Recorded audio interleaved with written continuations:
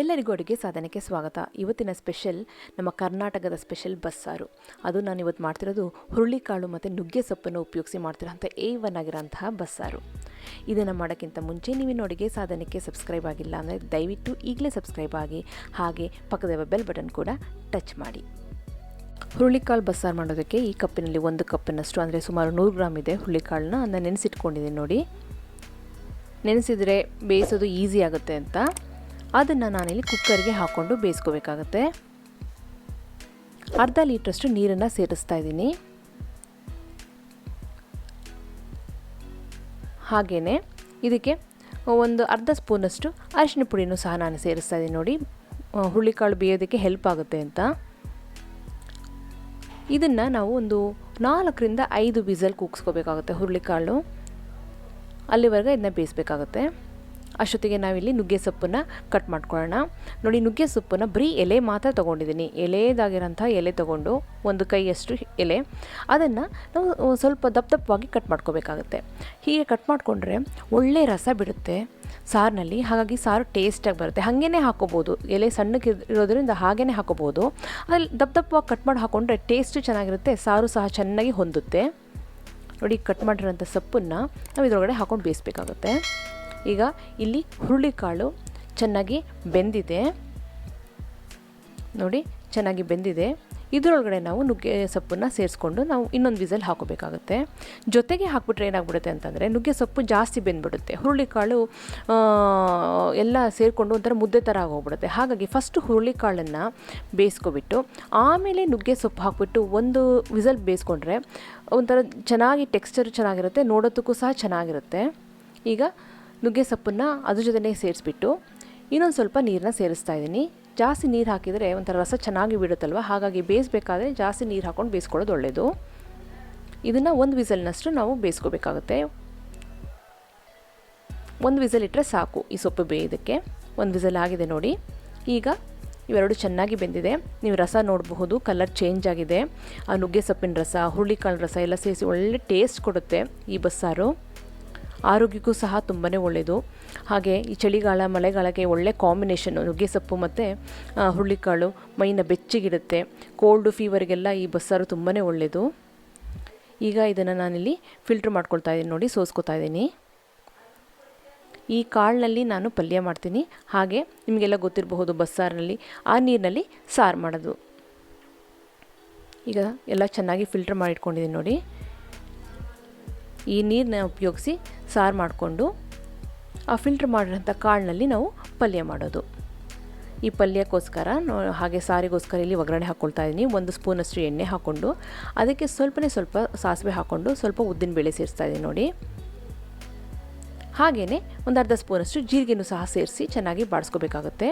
ಇಲ್ಲಿ ನೋಡಿ, 1 ಗೆಡ್ಡೆಯಷ್ಟು ಬೆಳ್ಳುಳ್ಳಿನ ಜಜ್ಕೊಂಡು ಹಾಕ್ಕೊಂಡಿದ್ದೀನಿ. ನೋಡಿ, ಸಿಪ್ಪೆ ಇಟ್ಕೊಂಡು ಜಜ್ಕೊಂಡು ಅದನ್ನು ಒಗ್ಗರಣೆಗೆ ಸೇರಿಸಿ. ಬೆಳ್ಳುಳ್ಳಿ ಈ ಸಾರಿಗೆ ಹಾಕಲೇಬೇಕಾಗುತ್ತೆ. ಹುರುಳಿಕಾಳು ಮತ್ತು ನುಗ್ಗೆ ಸೊಪ್ಪು ಬಸ್ಸಾರಿಗೆ ಬೆಳ್ಳುಳ್ಳಿ ಹಾಕಲೇಬೇಕಾಗುತ್ತೆ. ಬೆಳ್ಳುಳ್ಳಿ ಹಾಕಿದರೆ ಒಳ್ಳೆ ಟೇಸ್ಟು. ಹಾಗೆಯೇ ಸ್ವಲ್ಪ ಕರಿಬೇವಿನ ಸೊಪ್ಪನ್ನು ಸಹ ಸೇರಿಸ್ತಾ ಇದ್ದೀನಿ ಒಗ್ಗರಣೆಗೆ. ಎಷ್ಟು ಬೆಳ್ಳುಳ್ಳಿ ಹಾಕ್ತಿರೋ ಅಷ್ಟು ಸಾರು ರುಚಿ ಬರುತ್ತೆ ಬಸ್ಸಾರಿಗೆ. ಹಾಗೆಯೇ ಒಂದು ಈರುಳ್ಳಿನ ಸಣ್ಣ ಕಟ್ ಮಾಡಿಕೊಂಡು ಅದನ್ನು ಸಹ ಒಗ್ಗರಣೆಗೆ ಹಾಕ್ಕೊಂಡು ಬಾಡಿಸ್ಕೋಬೇಕಾಗುತ್ತೆ. 1 2 ರಿಂದ 3 ಕೆಂಪು ಮೆಣಸಿನ್ಕಾಯಿನೂ ಸೇರಿಸ್ತಾ ಇದ್ದೀನಿ. ಕೆಂಪು ಮೆಣಸಿನ್ಕಾಯಿನ ಮುಂಚೆನೇ ಹಾಕಬೇಕಾಗಿತ್ತು, ಮರ್ತ್ಕೊಬಿಟ್ಟೆ. ಹಾಗಾಗಿ ಈರುಳ್ಳಿ ಹಾಕಿದ ಮೇಲೆ ಹಾಕಿದ್ದೀನಿ. ನೀವು ಮಾಡಬೇಕಾದ್ರೆ ಕೆಂಪು ಮೆಣಸಿನ್ಕಾಯಿನ ಈರುಳ್ಳಿಗಿಂತ ಮುಂಚೆ ಹಾಕ್ಕೊಂಡು ಬಾಡಿಸ್ಕೊಳ್ಳಿ. ಎಲ್ಲ ಚೆನ್ನಾಗಿ ಬಾಡಿದೆ. ಇದರಲ್ಲಿ ನಾನು ಒಂದು 2 ಸ್ಪೂನಷ್ಟು ಒಗ್ಗರಣೆನ ಸೈಡಿಗೆ ತೆಗೆದಿಟ್ಕೋತಾ ಇದ್ದೀನಿ. ಯಾಕೆ ಅಂತಂದರೆ ಈ ಒಗ್ಗರಣೆನ ನಾನು ಸಾರು ಮಾಡೋದಕ್ಕೆ ಉಪಯೋಗಿಸ್ಕೊಳ್ತೀನಿ. ಈ ಮಿಕ್ಕಿರೋ ಒಗ್ಗರಣೆನ ನಾವು ಪಲ್ಯಕ್ಕೆ ಉಪಯೋಗಿಸ್ಕೊಳ್ಳೋಣ. ಈಗ ನೋಡಿ, ನಾವು ಕಾಳನ್ನು ನಾವು ಸಪ್ರೇಟಾಗಿ ತೆಗೆದಿಟ್ಕೊಂಡಿದ್ವಲ್ಲ, ಹುರುಳಿಕಾಳು ಮತ್ತು ನುಗ್ಗೆ ಸೊಪ್ಪನ್ನು, ಅದನ್ನು ಮಿಕ್ಸ್ ಮಾಡ್ಕೊಳ್ತಾ ಇದ್ದೀನಿ ಒಗ್ಗರಣೆಗೆ. ಫ್ಲೇಮ್ ಮೀಡಿಯಮಲ್ಲೇ ಇದೆ. ಎಲ್ಲ ಚೆನ್ನಾಗಿ ಬಂದಿದೆ. ಒಗ್ಗರಣೆನೂ ಚೆನ್ನಾಗಾಗಿದೆ, ಕಾಳು ಚೆನ್ನಾಗಿ ಬಂದಿದೆ. ಜಸ್ಟ್ ಮಿಕ್ಸ್ ಮಾಡ್ಕೋಬೇಕಾಗುತ್ತೆ ಅಷ್ಟೇ. ಹಾಗೆಯೇ ರುಚಿಗೆ ತಕ್ಕಷ್ಟು ಉಪ್ಪನ್ನು ಸಹ ಸೇರಿಸಿ. ತುಂಬಾ ರುಚಿಯಾಗಿರುತ್ತೆ ಈ ಕಾಳು. ಈ ಚಳಿಗಾಲದಲ್ಲಿ ಮಳೆಗಾಲದಲ್ಲಿ ಈ ಥರ ಬಸ್ಸಾರು ಮಾಡಿಕೊಂಡು ಬಿಸಿ ಬಿಸಿ ಅನ್ನಕ್ಕೆ ಬಿಸಿ ಬಿಸಿ ಮುದ್ದೆಗೆ ಹಾಕ್ಕೊಂಡು ತಿನ್ನೋದು ಸೂಪರಾಗಿರುತ್ತೆ. ಕೊನೆಗೆ ಒಂದು 3 ಸ್ಪೂನಷ್ಟು ಹಸಿಕಾಯಿ ತುರಿನೂ ಸಹ ಸೇರಿಸ್ತಾ ಇದ್ದೀನಿ. ಸೇರಿಸ್ಬಿಟ್ಟು ಚೆನ್ನಾಗಿ ಮಿಕ್ಸ್ ಮಾಡಿ. ಅಷ್ಟೇ, ಸೂಪರಾಗಿರೋಂತಹ ಹುರುಳಿಕಾಳು ಮತ್ತು ನುಗ್ಗೆ ಸೊಪ್ಪಿನ ಕಾಳು ರೆಡಿಯಾಗಿದೆ. ಪಲ್ಯ ರೆಡಿಯಾಗಿದೆ.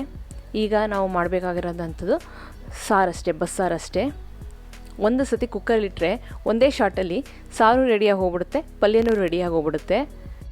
ಸರಿ, ಈಗ ಟೇಸ್ಟಿಯಾದಂತಹ ಪಲ್ಯ ರೆಡಿಯಾಗಿದೆ. ಈಗ ನಾವು ಸಾರು ಮಾಡ್ಕೊಳ್ಳೋಣ. ಅದಕ್ಕೋಸ್ಕರ ಒಂದು ಸಿಂಪಲ್ಲಾಗಿ ಒಂದು ಮಸಾಲೆ ರುಬ್ಕೋಬೇಕಾಗುತ್ತೆ.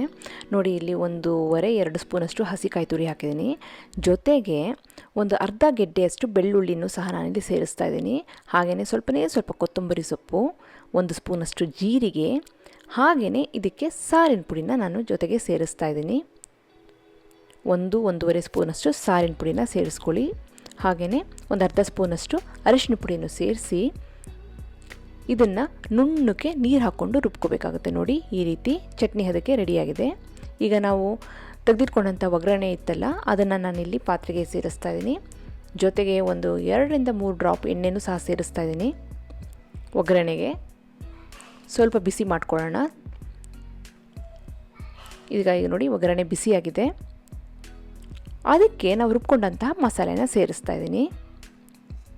ಇಲ್ಲಿ 1 ನೆಲ್ಲಿಕಾಯಿಯಷ್ಟು ಹುಣಸೆ ಹಣ್ಣನ್ನು ನೀರಲ್ಲಿ ಹಿಡ್ಕೊಂಡು ಆ ಹುಣಸೆ ರಸನೂ ಸಹ ನಾನಿಲ್ಲಿ ಸೇರಿಸ್ಬಿಟ್ಟು ಇದನ್ನು ಚೆನ್ನಾಗಿ ಕುದಿಸ್ಕೋಬೇಕಾಗುತ್ತೆ. ನೋಡಿ, ಹುಣಸೆ ರಸದ ಸ್ಮೆಲ್ ಹೋಗಬೇಕು, ಹಸಿ ಸ್ಮೆಲ್ ಹೋಗಬೇಕು, ಅಲ್ಲಿವರೆಗೆ ಇದನ್ನು ಕುದಿಸ್ಕೋಬೇಕು. ಆ ಮಸಾಲೆ ಜೊತೆ, ಒಗ್ಗರಣೆ ಜೊತೆ ಹುಣಸೆ ಹಣ್ಣು ರಸ ಎಲ್ಲ ಚೆನ್ನಾಗಿ ಕುದೀತಾ ಇದೆ. ಈ ಟೈಮಲ್ಲಿ ನಾವು ತೆಗೆದಿಟ್ಕೊಂಡಂತಹ ನೀರಿರುತ್ತೆ ನೋಡಿ, ಹುರುಳಿಕಾಳು ಮತ್ತು ನುಗ್ಗೆ ಸೊಪ್ಪಿನ ನೀರು, ರಸ, ಅದನ್ನು ನಾನಿಲ್ಲಿ ಸೇರಿಸ್ತಾ ಇದ್ದೀನಿ. ಸೇರಿಸ್ಬಿಟ್ಟು ಇದಕ್ಕೆ ಈ ಸಾರಿಗೆ ರುಚಿಗೆ ತಕ್ಕಷ್ಟು ಕಲ್ಲುಪ್ಪನ್ನು ಸೇರಿಸ್ಬಿಟ್ಟು ಕುದಿಸ್ಬೇಕು. ಅಷ್ಟೇ, ಬಸ್ಸಾರು ರೆಡಿ. ಬಸ್ಸಾರು ಈಗ ರೆಡಿಯಾಗಿದೆ. ಇದನ್ನು ಬಿಸಿ ಅನ್ನ ಜೊತೆ, ಬಿಸಿ ಮುದ್ದೆ ಜೊತೆ ತುಪ್ಪ ಹಾಕ್ಕೊಂಡು ಹಸಿಮೆಣಸಿನ್ಕಾಯಿ ನೆಂಚ್ಕೊಂಡು ತಿಂತಿದ್ರೆ A1 ಆಗಿರುತ್ತೆ. ಇದನ್ನು ನಾವು ಇಲ್ಲಿ ನುಗ್ಗೆ ಸೊಪ್ಪು ಹಾಕಿರೋದ್ರಿಂದ ನಾವು ಇದನ್ನು ಜಾಸ್ತಿ ದಿನ ಇರೋಕ್ಕಾಗಲ್ಲ. ಬರೀ ಹುರುಳಿಕಾಳು ಹಾಕ್ಬಿಟ್ಟು ನಾವು ಬಸ್ಸಾರು ಮಾಡಿದ್ರೆ ಇದನ್ನು ಆರಾಮಾಗಿ 3-4 ದಿನ ಈ ಸಾರನ್ನ ಇಟ್ಕೋಬೋದು, ಏನೂ ಆಗೋಲ್ಲ. ಈ ಸಾರು ಕುದಿತಿದ್ದಂಗೆ ಟೇಸ್ಟ್ ಜಾಸ್ತಿ ಆಗ್ತಾ ಇರುತ್ತೆ. ಇಲ್ಲಿ ನುಗ್ಗೆ ಸೊಪ್ಪು ಹಾಕಿರೋದ್ರಿಂದ ನಾನು ರೆಕಮೆಂಡ್ ಮಾಡಲ್ಲ ಇದನ್ನ ಇಡೋದಕ್ಕೆ 1 ದಿನ ಆದಮೇಲೆ, 2 ದಿನ ಆದಮೇಲೆ. ಬಟ್ ನುಗ್ಗೆ ಸೊಪ್ಪು ಹಾಕಿಲ್ಲ ಅಂದರೆ ಈ ಹುರುಳಿಕಾಳು ಸಾರಲ್ಲಿ ನಾವು 3 ದಿನ ಆರಾಮಾಗಿ ಟೇಸ್ಟಿಯಾಗಿ ಇದನ್ನ ನಾವು ಊಟ ಮಾಡ್ಬೋದು ಇದರಲ್ಲಿ. ಈಗ ಮೇಲೆ ಸ್ವಲ್ಪ ಕೊತ್ತಂಬರಿ ಸೊಪ್ಪನ್ನು ಸೇರಿಸಿದ್ದೀನಿ. ಸೂಪರಾಗಿರೋಂತಹ ಬಸ್ಸಾರು ರೆಡಿಯಾಗಿದೆ. ನಮ್ಮ ಕರ್ನಾಟಕದ ರುಚಿ ಬಸ್ಸಾರು ಪಲ್ಯ ರೆಡಿಯಾಗಿದೆ. ಇದ್ರ ಜೊತೆಗೆ ಬಿಸಿ ಬಿಸಿ ಅನ್ನ, ಹಾಗೆಯೇ ಒಂದು ರಾಗಿ ಮುದ್ದೆ ಇದ್ದರೆ A1 ಆಗಿರುತ್ತೆ. ನಾನು ಆಗಲೇ ಅಡುಗೆ ಸಾಧನದಲ್ಲಿ ಅವರೆಕಾಳು ಮತ್ತು ಸಬ್ಸಿಗೆ ಸೊಪ್ಪನ್ನು ಉಪಯೋಗಿಸಿ ಬಸ್ಸಾರು ಮಾಡೋದು ಹೇಗೆ ಅಂತ ನಾನು ಅಪ್ಲೋಡ್ ಮಾಡಿದ್ದೀನಿ. ಆ ವಿಡಿಯೋ ಲಿಂಕನ್ನು ನಾನು ಡಿಸ್ಕ್ರಿಪ್ಷನಲ್ಲಿ ಹಾಕ್ತೀನಿ, ದಯವಿಟ್ಟು ನೋಡಿ. ಬಸ್ಸಾರಿನಲ್ಲಿ ಎಷ್ಟೊಂದು ವೆರೈಟಿ ಮಾಡಬಹುದು, ತುಂಬಾ ಚೆನ್ನಾಗಿರುತ್ತೆ. ಅವರೆಬೇಳೆ, ತೊಗರಿಬೇಳೆ, ಹಾಗೆಯೇ ಮಾಮೂಲಿ ತೊಗರಿಬೇಳೆ, ಹಸಿ ತೊಗರಿಬೇಳೆ, ಬಟಾಣಿ ಕಾಳಲ್ಲಿ ಬೀನ್ಸು, ಕ್ಯಾರೆಟ್ ಎಲ್ಲದರಲ್ಲೂ ಬಸ್ಸಾರು ಮಾಡ್ಬೋದು, ತುಂಬಾ ರುಚಿಯಾಗಿರುತ್ತೆ. ನಿಮಗೆಲ್ಲ ಈ ರೆಸಿಪಿ ಇಷ್ಟ ಆಗಿದೆ ಅಂತ ಅಂದ್ಕೊಂಡಿದ್ದೀನಿ. ಖಂಡಿತವಾಗ್ಲೂ ಟ್ರೈ ಮಾಡಿ. ಹಾಗೆ ನೀವು ಅಡುಗೆ ಸಾಧನಕ್ಕೆ ಸಬ್ಸ್ಕ್ರೈಬ್ ಆಗಿಲ್ಲ ಅಂದರೆ ದಯವಿಟ್ಟು ಈಗಲೇ ಸಬ್ಸ್ಕ್ರೈಬ್ ಆಗಿ, ಪಕ್ಕದ ಬೆಲ್ ಬಟನ್ ಕೂಡ ಟಚ್ ಮಾಡಿ. ನಿಮಗೆ ಈ ವಿಡಿಯೋ ಇಷ್ಟ ಆಯಿತು ಅಂದರೆ ಲೈಕ್ ಮಾಡಿ, ಶೇರ್ ಮಾಡಿ. ವಿಡಿಯೋ ಬಗ್ಗೆ ಏನು ಅನಿಸ್ತು ಅಂತ ಕಮೆಂಟ್ ಸೆಕ್ಷನ್ ನಂಗೆ ದಯವಿಟ್ಟು ತಿಳಿಸಿ. ಮತ್ತೊಂದು ಇಂಟ್ರೆಸ್ಟಿಂಗ್ ವಿಡಿಯೋ ಒಂದಿಗೆ ಭೇಟಿ ಆಗ್ತೀನಿ. ಅಲ್ಲಿವರೆಗೆ thank you, bye bye, see you.